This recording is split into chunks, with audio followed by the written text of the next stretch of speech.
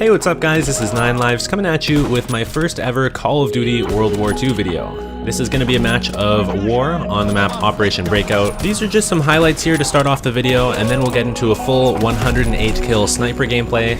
Keep in mind, these highlights are nothing crazy since the beta just came out the other day, and I haven't had too much time on it yet. But of course, it's going to get better as the full game comes out, so make sure you're subscribed if you want to see that, especially because there's only one map available in the beta right now, Operation Breakout. It's a fantastic map, it's a lot of fun to play, but if you want to see more maps, more gameplay, make sure you subscribe so you don't miss it. Let's roll the intro and get into the full gameplay.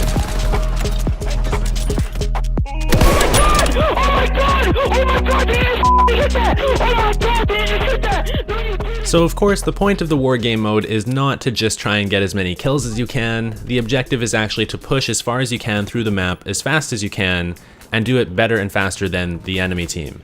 So don't worry, we do win the match. I do come at the top of the scoreboard overall for score, on my team anyways.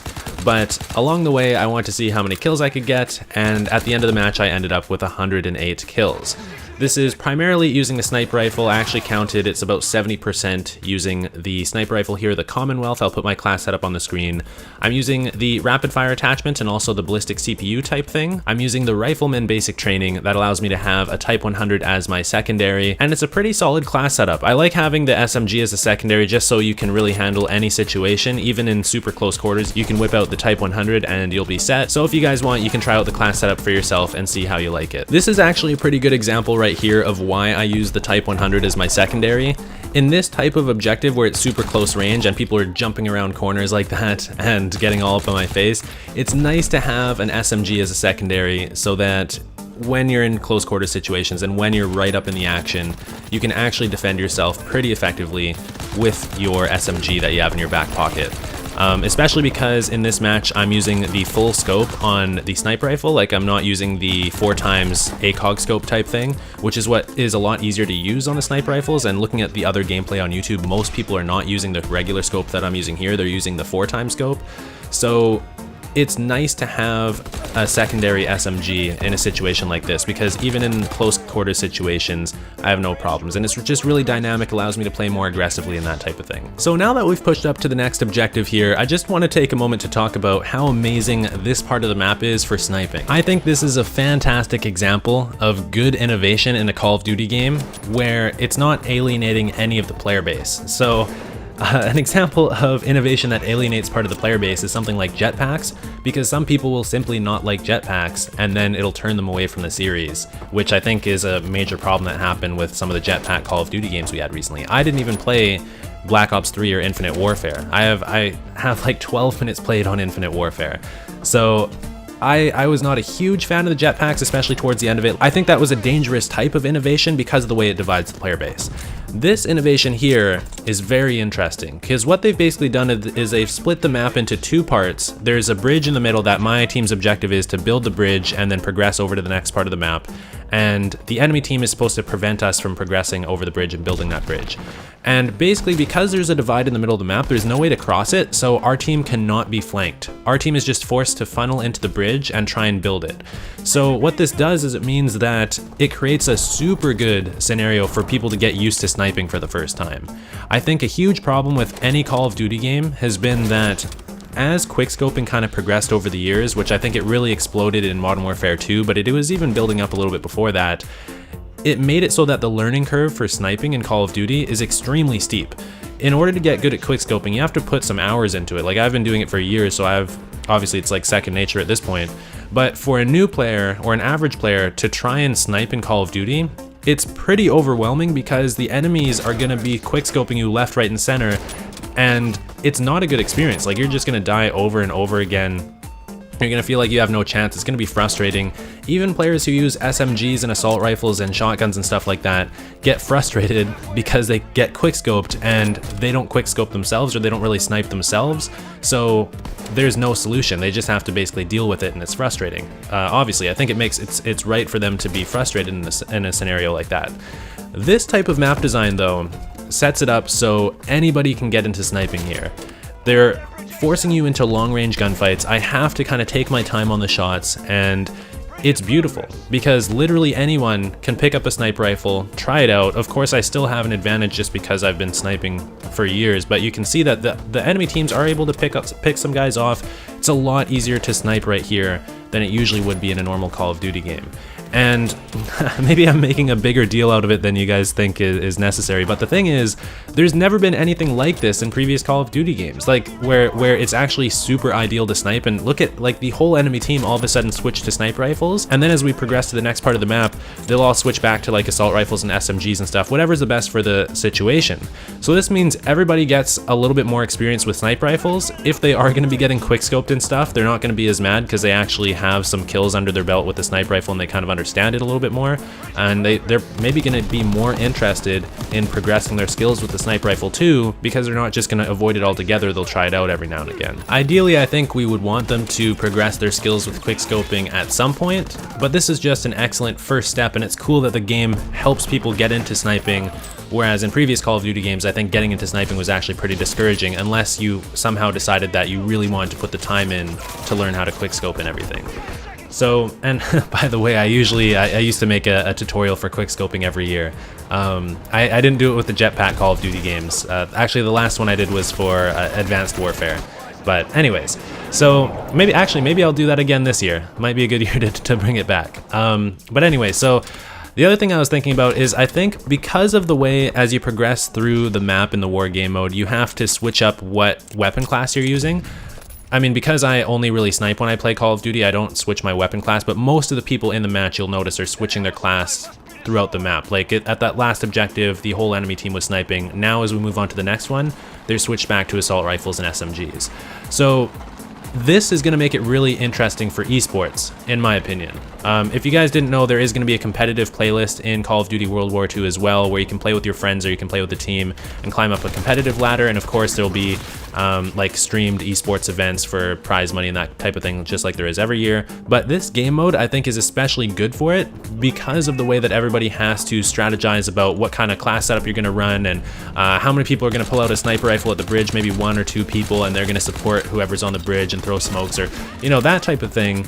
I think it adds an interesting new dynamic to Call of Duty that there really hasn't been, and I don't think there's even too much of in most other first-person shooter games. Like, you get a little bit of that with Overwatch, but it's cool to see that in Call of Duty as well. Now, I'm starting to feel like I might need a little bit of a disclaimer here, because that talk about the bridge and the war game mode in esports was all very positive, and what we're going into next is going to be pretty positive as well.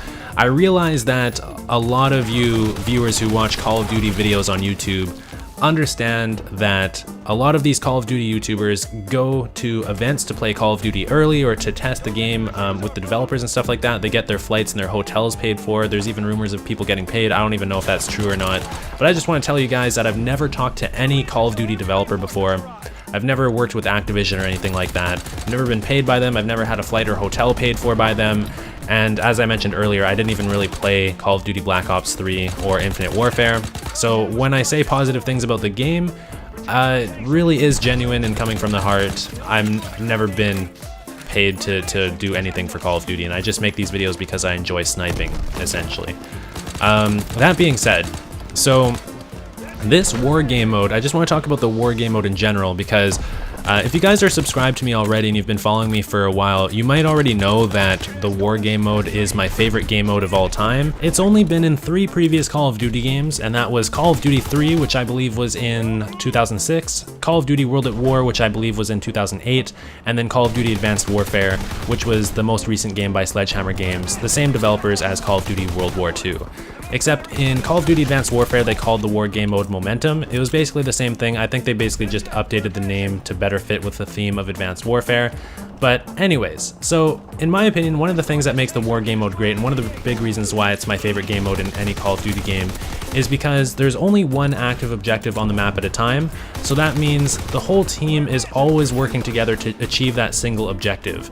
In something like Domination, the team kind of runs around pretty randomly sometimes, just because nobody on a console game uses a microphone nowadays. Like in this match here, nobody's using a microphone. I think in general on PS4, it seems like 10% of people have microphones or something.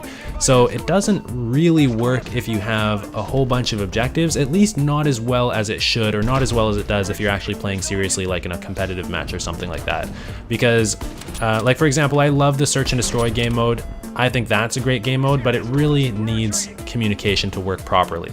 I love Counter-Strike Global Offensive. I made it up to Global Elite, the highest level you can get in Counter-Strike Global Offensive, and it is so important to be able to communicate in that, because if you're not coordinated, you're gonna lose over and over again. In Call of Duty, because basically nobody uses a microphone, it's kind of just assumed that there's not going to really be any communication. No matter what game mode you play, nobody's going to be communicating on the mic trying to talk about what they're trying to do. And even if somebody was, I don't think it would always work that well anyways, because Call of Duty is more of a casual game for the most part. Not everybody's going to try to really strategize and use a whole bunch of teamwork just based on voice communications. However, with something like the war game mode, there's only one active objective on the map at a time, so it makes it really easy to have teamwork, even if you're not communicating verbally. As you can see, my whole team, like, they just keep on running back to the tank to try and escort it. I was over on the left-hand side trying to pick off the enemy team so I could help my team push into the next area, and there's no voice communication required, yet we still have teamwork.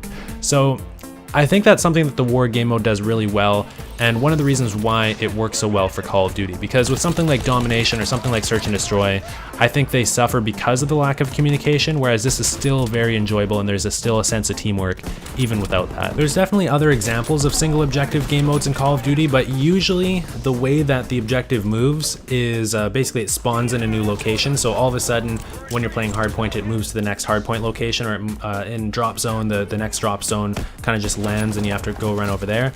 With the war game mode, it's a linear progression through the map instead, and I think the linear progression is a little bit better, especially for snipers, because for snipers it allows them to set up into a position to attack or defend the objective, and it's because of how predictable it is and because there's a lot less flanking.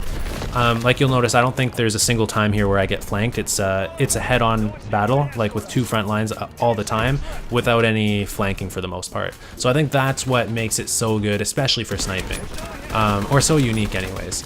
So anyways, that's kind of my opinion on the war game mode in general. Now, I'll talk a little bit about the additions that they've made for Call of Duty World War II and some of the reasons why I think it's really next gen, and not just the original war game mode that we're used to. So I think the main and major improvement that they've added with the new version of war is basically all the objectives are a lot more interesting than before. So as I was talking about earlier, the way that you have to build the bridge and the enemy teams are trying to prevent you from building the bridge, it creates this scenario where all of a sudden there's a whole bunch of snipers and it's like a sniper battle on each side, kind of battling it out.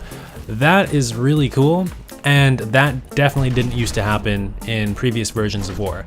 So even though you still have the same linear progression and you're pushing through the map, it's different because the objectives affect the way that you play a little bit. Just like when we're escorting the tank, or just like when we're trying to destroy the ammo depot. When you're destroying the ammo depot, you can build up walls, and then you have to breach through the walls if you want to get through them as the enemy team. So I think that's really cool.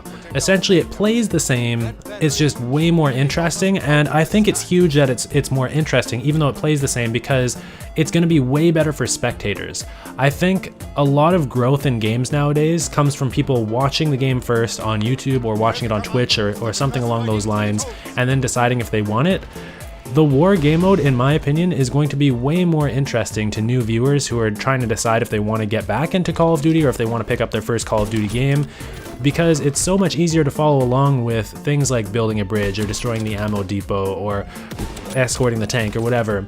And it's also something that provides a pretty good contrast between Call of Duty and something like Battlefield or something like Counter-Strike. Those, as far as I know, those games don't offer anything quite similar to the war game mode as it is now in Call of Duty World War II. So I think having a competitive advantage like that where there's no similar game mode is huge. Like, honestly, the original war game mode was kind of like Conquest from Battlefield. in my opinion, it was a little bit better the way that they added things like the momentum system, and there's a few other things as well. But at the end of the day, I think this new version of War is a lot more distinct, and it's a lot more clear that it's kind of unique from other Call of Duty games and also from other first-person shooters in general. So right now, what Call of Duty needs to do is attract the old audience that used to play Call of Duty that it's left for other games, and also continue to get new players in who haven't played previous Call of Duty games before. And I think the War game mode is going to be really big for that. If you guys didn't know, Call of Duty's been declining in sales, and the player base has been getting smaller over the last few years. I think the jetpacks had something to do with that. Of course, there's a whole, like, you can't just blame it on one thing, though. I think there's a lot of stuff that goes into it that I don't really want to get into here. But honestly, there's, like, I'm not going to go into super huge detail, but I think Call of Duty World War II, at the end of the day, it's doing a lot of things right that I think Call of Duty's needed for a long time. They're doing innovation the right way instead of completely changing the game by adding something like jetpacks, and that's just the easiest and clearest example to use, I think.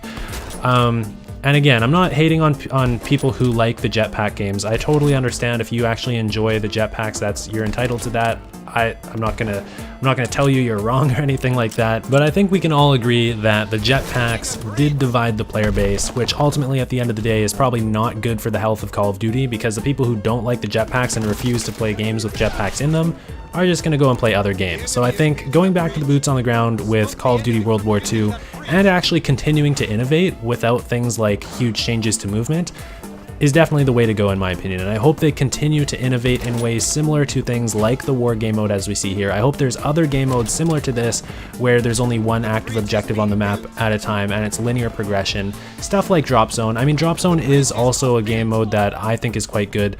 Maybe without the kill streaks though, maybe something else could be the reward in the package. I don't know. The problem with the kill streaks is what happens with, if you guys are not familiar with Drop Zone, basically a care package goes down and it has a random kill streak in it. And unfortunately, what went down because of the way it was set up is snipers loved it, because snipers will love any game mode that has one active objective on the map at a time, just like I kind of explained with War and why it's so good for sniping. Drop Zone, it attracts a lot of noobs who just want to get the kill streaks out of the packages. The snipers generally don't care. They just want the enemies to all be running kind of towards one direction, because then they can defend the objective in a similar way to what we would have in War. So anyways, I think more game modes like this, similar to Drop Zone, not exactly Drop Zone though, would be really cool. So before I move on to the next topic, I just want to kind of explain what's going on in the gameplay here. The next topic will be about just sniping and my thoughts on it in Call of Duty World War II, but I just want to mention what's going on with the gameplay. So basically we're in the second half of the match now. We are defending and the enemy team is attacking, so they're trying to build the bridge, we're trying to prevent them from building the bridge, they're trying to push us back, we're trying to keep them from progressing any further through the map. And in the first half I got 53 kills, and again by the end of the match I'll have a total of 108 kills. So anyways, let's get into my thoughts on sniping in this game. I actually really like sniping in this game. I think they've done an excellent job with it. So if you guys haven't played the game yet, the first thing that I actually wanted to know when I was seeing other people's gameplay of the game is how much aim assist there is. Aim assist, if you're unfamiliar, is how much the game will slow down your aim as you're targeting over an enemy. So in console games, there's always going to be some level of aim assist for the most part, because you can't quite be as accurate with the joystick on a controller as you can be with the mouse and keyboard. So what happens is as you aim over an enemy, typically what the game will do is slowly decrease your sensitivity so it's a little bit easier to make the shot. In this game, there's pretty minimal aim assist for the sniper rifles. There's about a normal amount of aim assist for all the other guns in the game. So that's kind of what I expected. Basically in Call of Duty nowadays, they put pretty minimal aim assist on the sniper rifles, which in my opinion is kind of weird, because I mean, the whole reason aim assist exists is going to be the same no matter what gun you're using. It's to try to make the joystick on a controller a little bit more precise, because you only have about 2 inches to work with as your range of motion, whereas on a computer you'd have a full range of motion of your mouse swiping across the desk with your whole arm. But it doesn't really bother me. I feel like it's actually a pretty appropriate amount of aim assist. Sniping is pretty natural in this game, and as you can see there, actually, I just want to point that out. So that shield that came up when I shot that guy over in his spawn, that was a spawn protection. So if you shoot someone immediately after they spawn in, they won't really be able to die. and that's what it looks like. So I actually really like that they've done that. I think that in all Call of Duty games there should be some sort of spawn protection just for a couple seconds, so I'm really glad to see that they've implemented it in this game. But anyway, so moving on from the aim assist, I want to talk about a couple more topics for sniping. So that's going to be scope in speed and also the damage. So for scope in speed, it seems pretty reasonable as well. The full-size scope definitely scopes in a little bit slower than the ACOG scope or the 4x scope. I think that's the main reason why a lot of people are using the 4x scope, is because of the scope in speed. The damage doesn't seem to be affected whether you're using the regular scope or the ACOG scope. I just mentioned that as a side note because if you guys didn't know, in some Call of Duty games, namely Call of Duty 4, the ACOG scope will actually increase the damage of your sniper rifle, so that doesn't seem to be the case here. As for the damage, so the damage of the sniper rifles in this game, there's only one that's a reasonable one-shot kill sniper rifle, and that would be the Commonwealth that I'm using here. It seems like it's from the waist up that you'll get a one-shot kill. If you shoot them in the arms, if you shoot them in the legs, it's not going to be a one-shot kill. There is one other sniper rifle in the beta at the moment, and it's kind of like a Dragunov from Call of Duty 4, so it's a semi-automatic sniper rifle that has really low damage, so nobody's really going to end up using it realistically. It's just really weak and hard to use. So that one I think you need to shoot in the neck or the head in order to get a one-shot kill. You might be able to get away with upper chest, but I really haven't used it much because it's pretty useless. I'm sure there's going to be a lot more snipers in the game at the full release. We already know that we're going to have the Springfield in the full release, and there's probably going to be other sniper rifles added throughout, I'm sure. But yeah, that's kind of what it's looking like at the moment. Something else I noticed is that the ACOG scope, or the 4x scope for the Commonwealth, it doesn't center right in the middle of your screen. So basically the reticle will kind of move around the center of your screen and never really go right into the very center, whereas the full-size scope like the one I'm using here, it does center at the very middle of the screen. So I might make a video about that later on. Like if you guys didn't know, I do this series called Sniper Secrets where I talk about like little nuances of the sniper rifles in these games, and yeah, I'm sure I could find a few interesting things that might help you guys either on the beta or even on the full game. Like I'm sure I'll definitely do it for the full game. I'm thinking about doing it for the beta though. So anyways, I think that's about it for the snipers in this game. Other than that, I just wanted to ask you guys, what are you thinking of the Call of Duty World War II beta so far? Are you enjoying it? Is it not quite your style? Do you prefer the jetpack Call of Duty games and the ones that are more futuristic? Personally, I have a huge preference for old school Call of Duty games, not only just boots on the ground, but I actually love World War II. World War II is my favorite setting for a Call of Duty game. I can't stand futuristic Call of Duty games, it's not really my cup of tea. But this game right here, Call of Duty World War II, is exactly what I want in a Call of Duty game. World War II, my favorite setting for a game, as I just mentioned, is a huge thing for me. The fact that they have the war game mode and that they made it even better is also huge because, as I mentioned, it's my favorite game mode that's ever been in any Call of Duty game, and I love the changes that they've made to it to kind of update it. Honestly, I think this game has a very good chance of being in my top 3 Call of Duty games of all time. Of course, it's quite early to say, you know, a final verdict of this game because this is only the beta. We've only played a few different maps. I said at the beginning of this match, or I said at the beginning of this video that there's only one map in the game. I actually need to correct that. So there's a few different maps in this game, but I've only really been playing the war game mode, and this here is the only map available for the war game mode right now. So of course, what I've seen and what we've seen is pretty limited so far. But based on the available information, I can tell you, I think it's very likely that this will be my top 3 Call of Duty games right here. My number 1 has always been Call of Duty World at War. That game has just done so many things right, largely the setting and the war game mode, but also the sniper rifle selection. Like as a sniper, I'm sure if you guys snipe yourselves, you know that the bolt action sniper rifles tend to be a little bit more fun to use than a semi-automatic sniper rifle.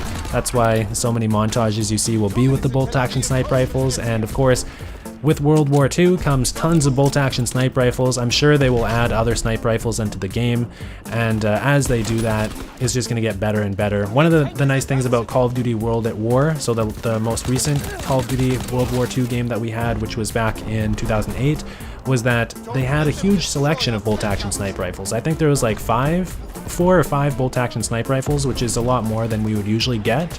And I'm thinking we'll probably by the end of the year we'll probably have maybe even more than that in Call of Duty World War II. And I'm not even too worried about if they do like supply drops, because usually my problem with supply drops is there's huge imbalances in the stats of the weapons that they add.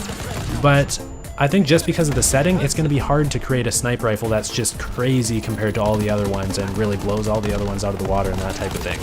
Like, of course, it is kind of early to say that for sure. I could be wrong, but I guess the gist of it is I do have quite a lot of confidence in Call of Duty this year. It seems like a good game. And again, I gave you guys that disclaimer before that, you know, I'm not involved with the developers at all or with the publishers. I've never spoken to them about anything to do with promoting their games or anything like that. I'm just saying this as a fan of the series. And I just wanted to reiterate that because I realized that I just gave a pretty positive review of the beta so far. And yeah, it's actually from the heart. So anyways, I hope this video has been entertaining for you guys. I'm just wrapping it up with the last few kills here to reach 108. It's really coming down to the wire here, and honestly, I think the enemy team got fairly close to beating us, but we pulled through, and you'll see my final score in just a moment. In the meantime, I would encourage you to leave a comment down below letting me know what your thoughts are on Call of Duty World War II so far. Of course, you know that I've been enjoying it quite a bit, but I'd be interested to see what you guys think of it. So